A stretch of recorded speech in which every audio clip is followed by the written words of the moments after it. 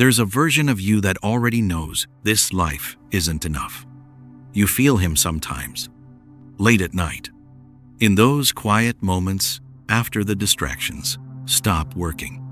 When the scrolling slows down, the music ends, the room gets quiet, and suddenly you have to sit with yourself. That version of you knows something is wrong. Not physically, internally, because deep down, you know you're capable of more than this. More than unfinished goals. More than fake discipline. More than waking up tired after doing nothing meaningful. And maybe that's the part exhausting you the most. Not failure. Not pressure. Not hard work. The fact that you keep abandoning yourself in small ways every single day.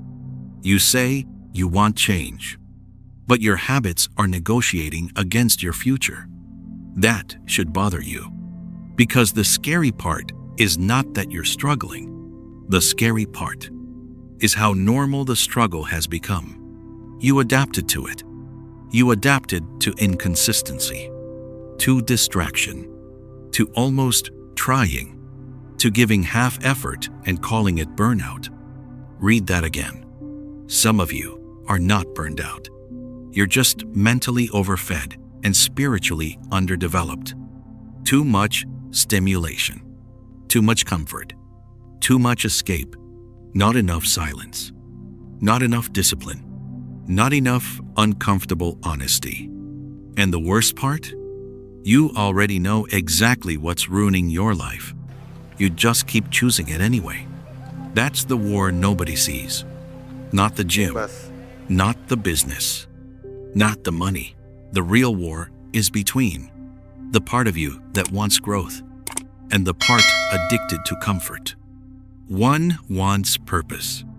The other wants relief. One wants discipline. The other wants another excuse. And every day, one of them wins. Look at your life carefully. Most of your decisions are not based on what you truly want. They're based on what helps you avoid discomfort the fastest. That changes everything. Because now procrastination is no longer laziness.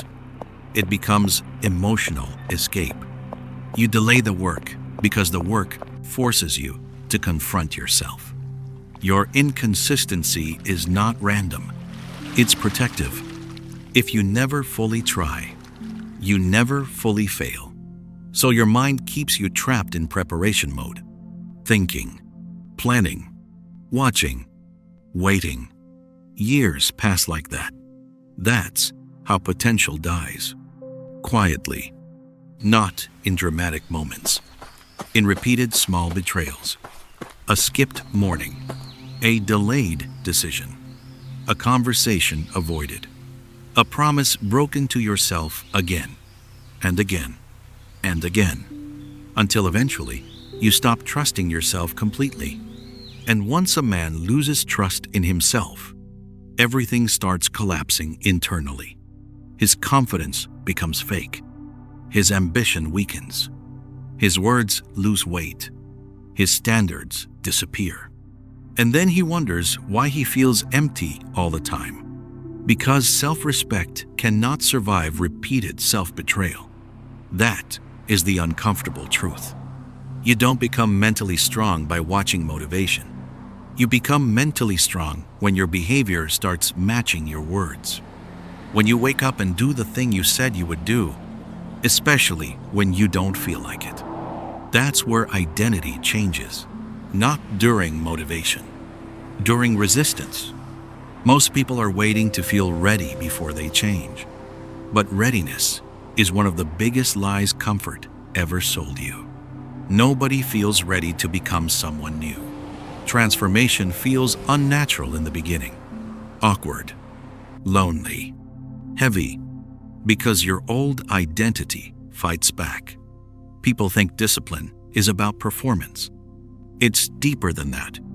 Discipline is identity reconstruction. You are teaching your mind. I keep my word now.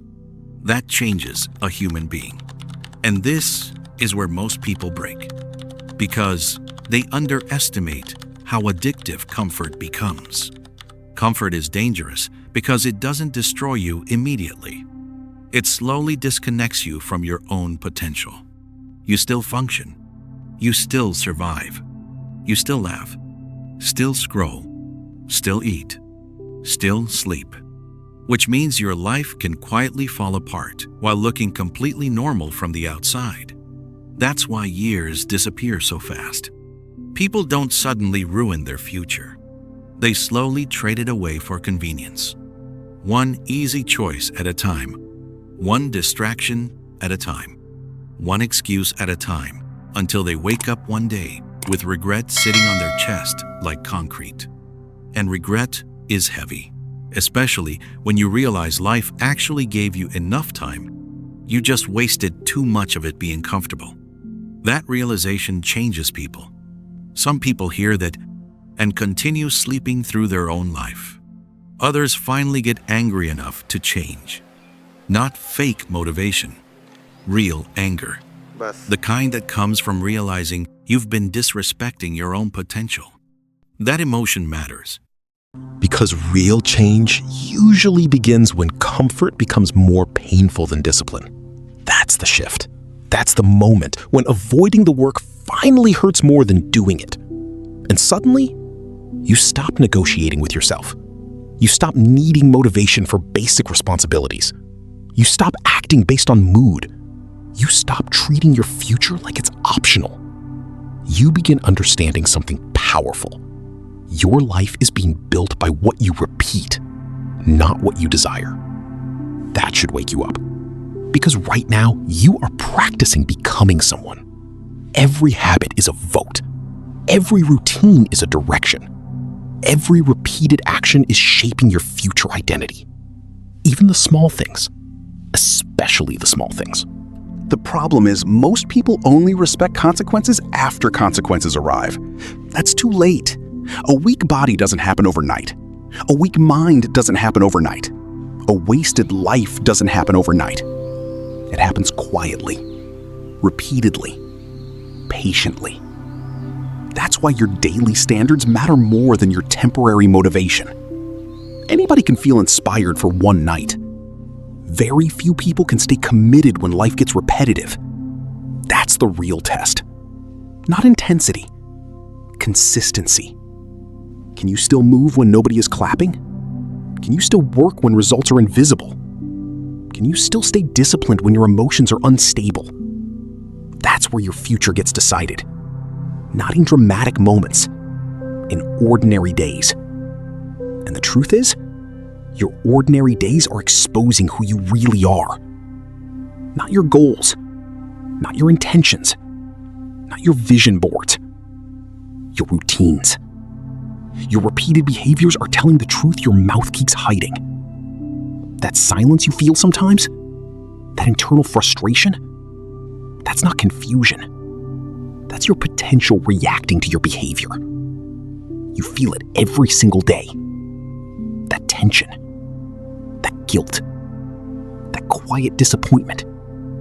Because there's a part of you watching your choices in real time, and it knows when you're lying to yourself. But listen carefully. You are not doomed. You are undisciplined. There's a difference. One is permanent. The other is trainable. Your mind can change. Your habits can change. Your identity can change.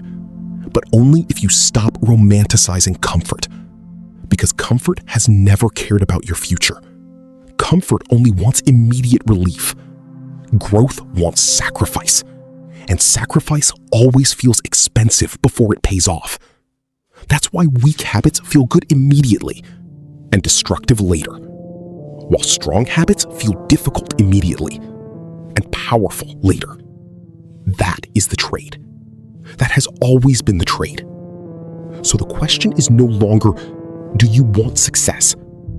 Everybody says yes. The real question is, what version of suffering are you willing to live with? The suffering of discipline or the suffering of regret? Choose carefully. One builds you, the other haunts you. And deep down, You already know which one you've been choosing. But that can change. Starting now. Not tomorrow morning, not next month, not after another motivational video. Now. Because eventually, your future is going to ask what you did with your potential. And you will either have answers or excuses.